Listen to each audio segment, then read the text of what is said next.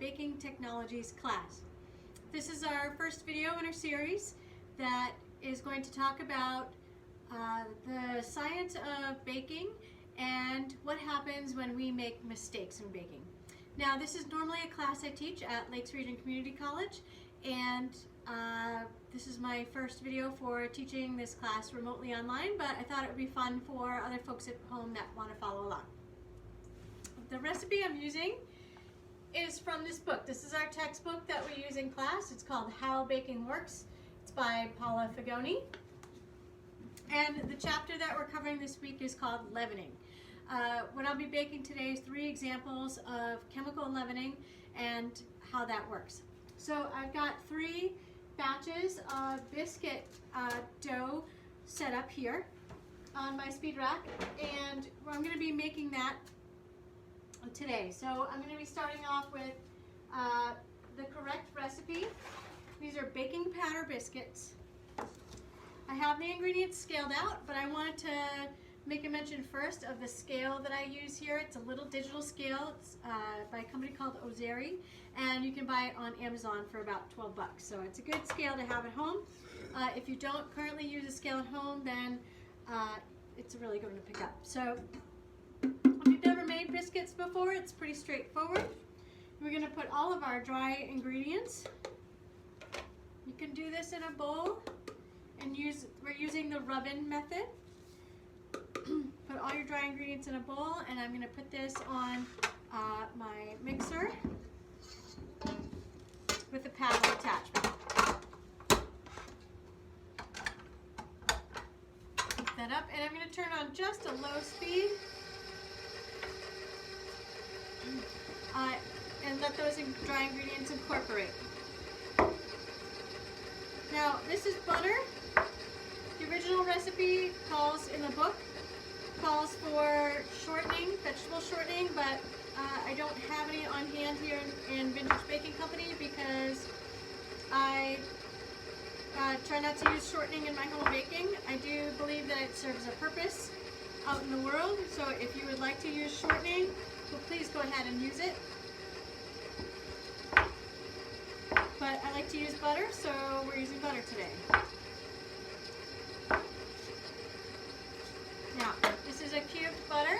So you can see, I like to say it's about the size of a hazelnut, maybe a little bit bigger than that. And I'm just going to go ahead and incorporate that. You can do it all at once or a little bit at a time. Either way is fine. Okay. Surface down.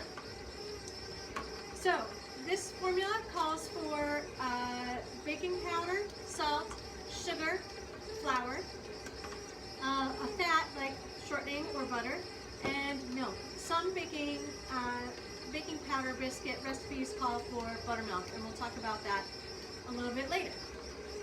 And we talk about the role of why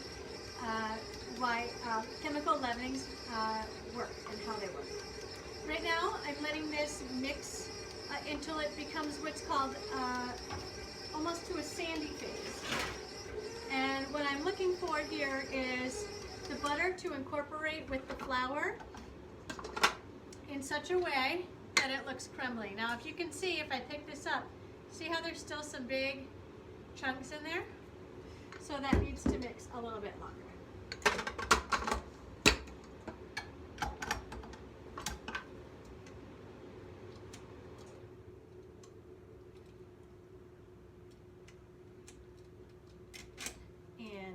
Here has a worm gear that is defective, so sometimes it doesn't work correctly, but so we'll see how it goes.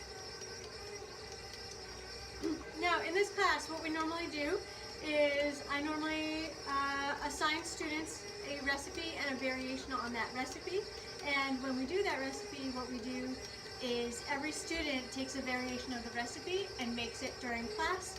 And then at the end of class, we do evaluations for the sensory perceptions of what's happened to each recipe. So you'll notice that when I take these biscuit experiments out of the oven, that they're going to look different, but I'm going to go through how they smell, how they taste, how they've reacted in the oven, So normally in class what we would do is we would have students go through the recipe with their variations that they pick in the beginning of class, blind from a hat. And with those variations, we have no idea how it's going to come out, but what we do is we try to do it scientific as possible. So they all scale out the same recipe, they all use the same ingredient, save for the variation on that, and then we usually will put them all in the oven at the same time, and then the control, when the control is done, or the recipe is made properly as it was originally intended, excuse me, is done, then we take that out of the oven and then the rest will follow.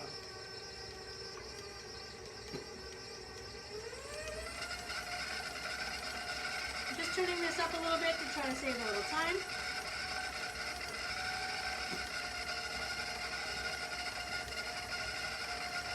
If you were going to do this by hand, what I would suggest that you do is you use 2 knives and do a cutting method, or if you have a pastry blender, to go ahead and use that. Or if you have a little hand mixer, you can certainly use that as well.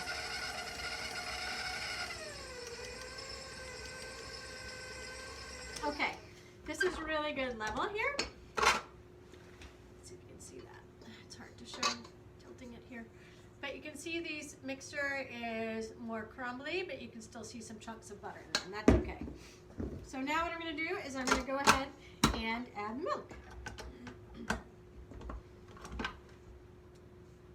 See if the mixer wants to turn on for me.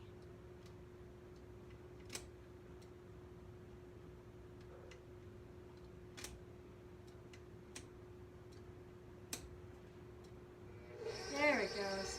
Okay. And pouring in the milk here. Just kind of streaming it in. You can go all at once. It doesn't need to incorporate as you're going. Just go ahead and do it. Now what I'm waiting for is for this to just come together.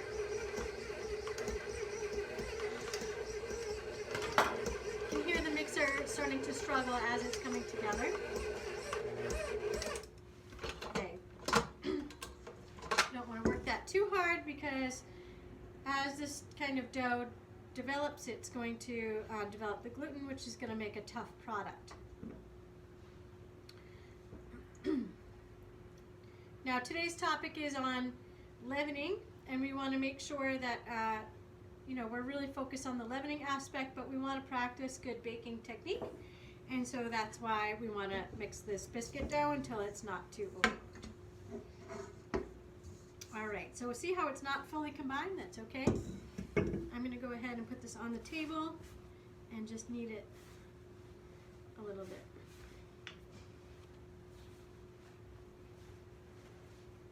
Now I'm going to do these doughs one at a time, and I'm going to keep them separate because I don't want to accidentally confuse the dough that has baking soda with the one that has baking powder, and then we don't want to accidentally mix those in. So again, this is the control. I have my rolling pin here. If you've never seen this kind of rolling pin before, it's called the French rolling pin. It's my preferred style of rolling pin. The number one reason I really like this rolling pin is because I can put it in the sink and I don't have to worry about water getting in. If you're using a rolling pin that has handles and it has ball bearings in the middle, you have to be careful to never put that in the sink, because water will get in and it will corrode your ball bearings, and then you'll have a broken rolling pin, and that's no fun. Okay, so I rolled this to be about a 1/2 inch thickness. I've got my fluted cutter here, and the reason you always want to use a fluted cutter when you're cutting out things like biscuits, also donuts, this works really well for, is that when it bakes, those flutes are going to pop up, and it's just going to be a really nice looking product. So when you're pushing down to cut the biscuits, you want to make sure you push straight down. You don't want to be twisting this. Okay, so here's 2, 4, 6 biscuits. That should be plenty for the purpose of our experiment. I'm going to put the rest of this dough aside.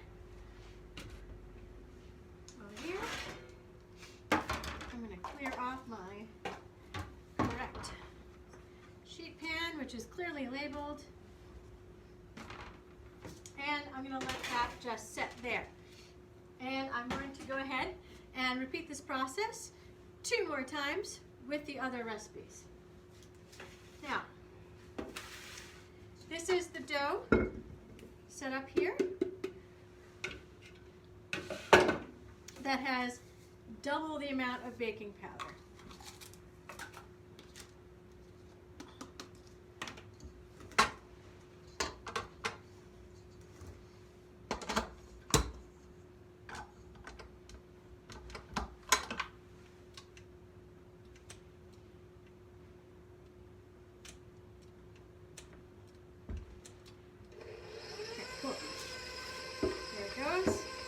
Doesn't need much time.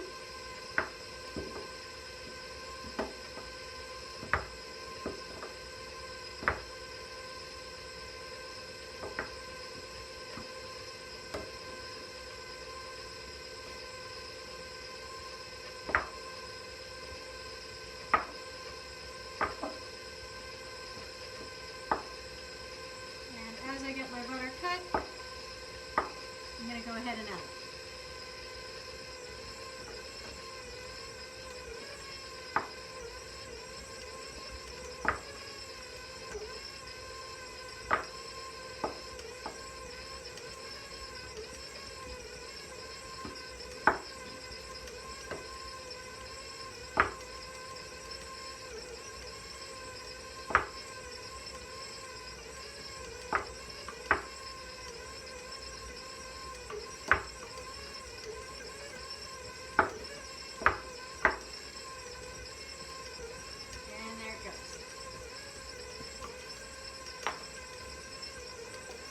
Got the cold milk.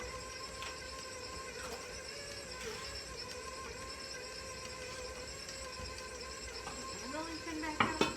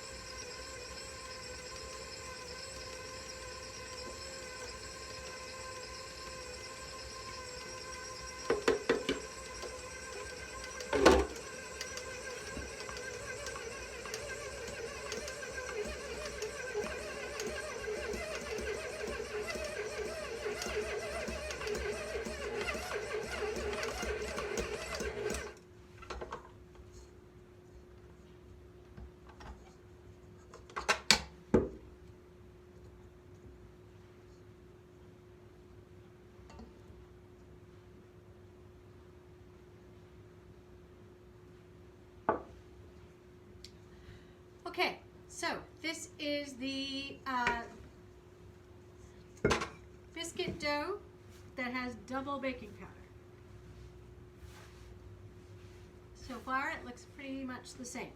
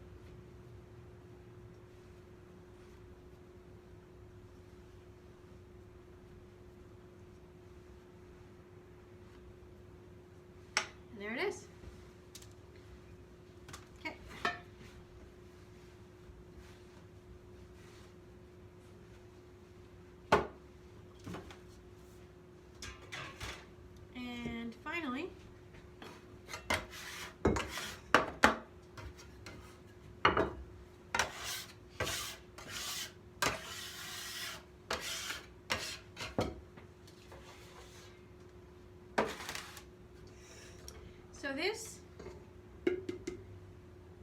is our batch that has baking soda instead of baking powder.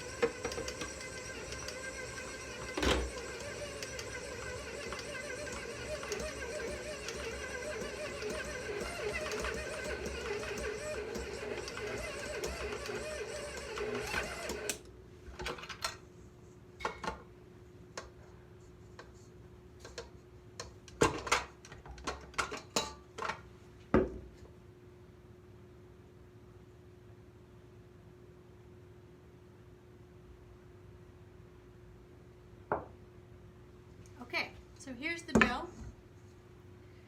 that is made with baking soda.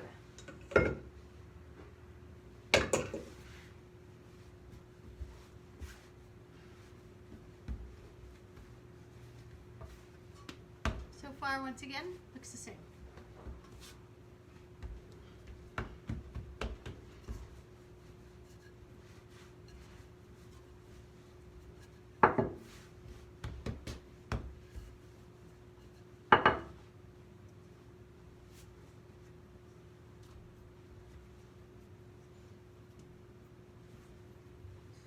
There you go, we can really see it.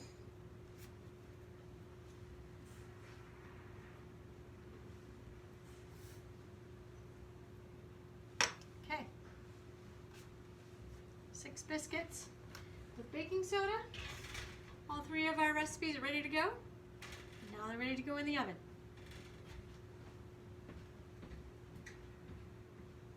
Okay, so here we are at the oven with the biscuit dough.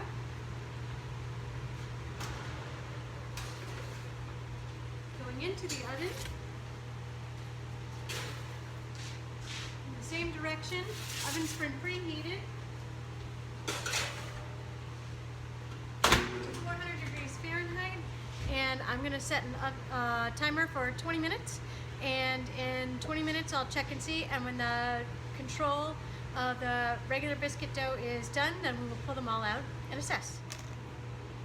Okay, so these biscuits have been in the oven for 11 minutes and they're looking like they're pretty done, so I'm going to take them out.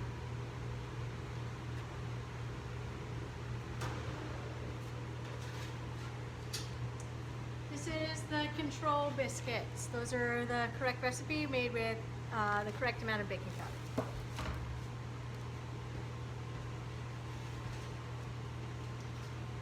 This is the biscuits made with baking soda. And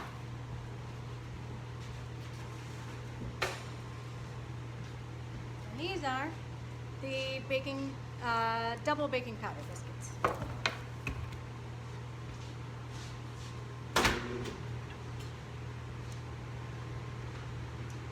I'm going to let those cool for a little bit and then we will take a look at them.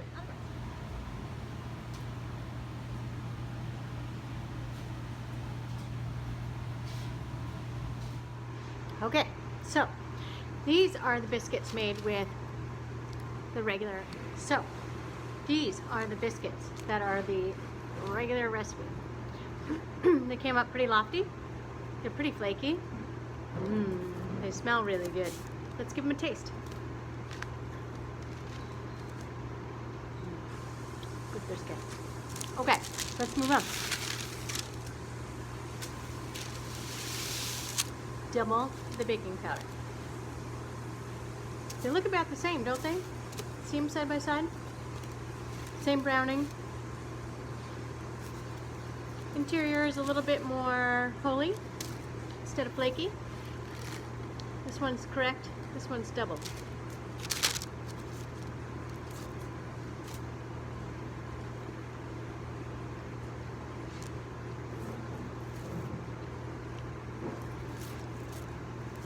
It tastes okay, but it's really got an aftertaste that's kind of bitter and chemically.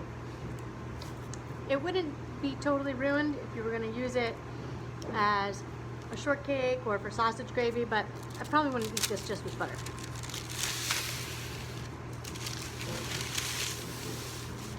Now, these are the ones that are done with baking soda. If you smell them, they smell soda-y.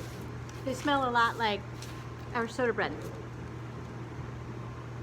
If you open the middle, it's still kind of flaky. And it's flaky because of the butter. We'll talk about that in a second.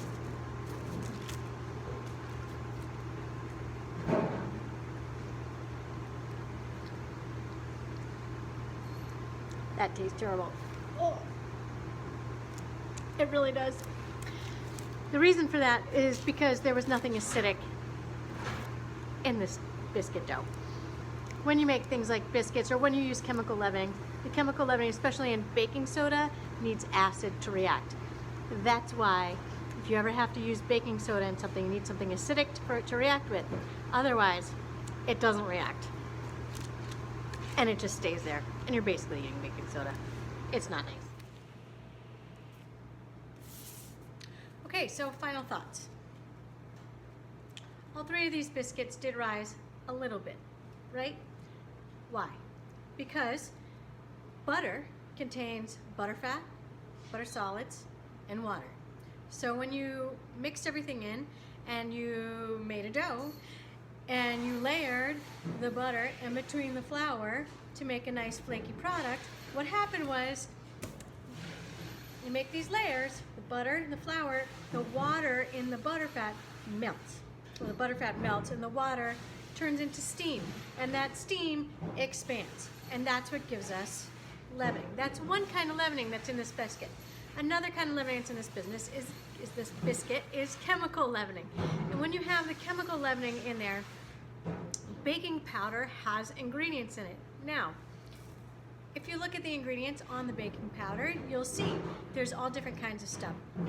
A basic recipe for old timers to make baking powder was baking soda, cream of tartar, and cornstarch. Cornstarch is the filler. Baking soda is the leavening that's a chemical leavening that's going to activate. And cream of tartar is an acidulant. Now that cream of tartar acidulant is going to react as soon as they mix and get moistened.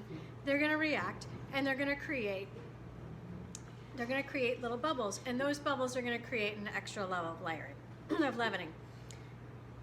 So if you use just baking soda without an acidulant, it gets really dark. Number one, it's not going to react, so that's what the taste is bad. It gets really dark also because baking soda is basic. So we talk about basic versus acidity and pH. Baking soda is very basic. What does that mean? It means it's going to increase the reaction of a Maillard reaction. It's going to make things browner.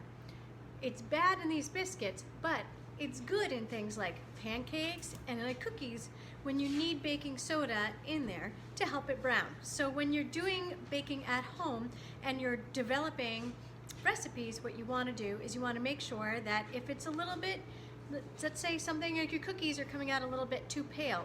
So what you want to do is maybe add a little baking soda or a little extra baking soda to make sure it browns better, but then you want to make sure you have some acidulant in that cookie recipe or in that biscuit recipe that's going to react with the baking soda. Now, what reacts with baking soda? What is an acidulant? I already mentioned cream of tartar. There's obvious things. Buttermilk is an acidulant. Yogurt, sour cream, all of those are acidulants. They all have acidic ingredients. They taste tangy when you eat them. Lemon juice is an acidulant. Does anybody remember being a kid and making a volcano out of baking soda and vinegar? Same thing. But the big thing that people don't realize, molasses is acidic. Corn syrup is acidic. So to make brown sugar, we mix sugar and molasses. When you put those together, you get brown sugar. Brown sugar is acidic and will react with the baking soda in your cookies. So not only in your cookies does it help with browning, it's going to help with leavening, it's also going to help with a little bit of that flavor, and it's going to help make an overall type of cookie that you desire. So that's it for biscuits and for chemical leavening. In the textbook related to this, it also talks about leavening with yeast, and it goes into further detail on the chemical reactions of different kinds of chemical leavening. If you're part of my class, please go ahead and read that chapter and include all of this information in your lab report. If you are just watching this for fun, have fun, experiment, see where it comes out. And by all means, if you're going to taste that baking soda biscuit without an acidulant in it, get something to drink.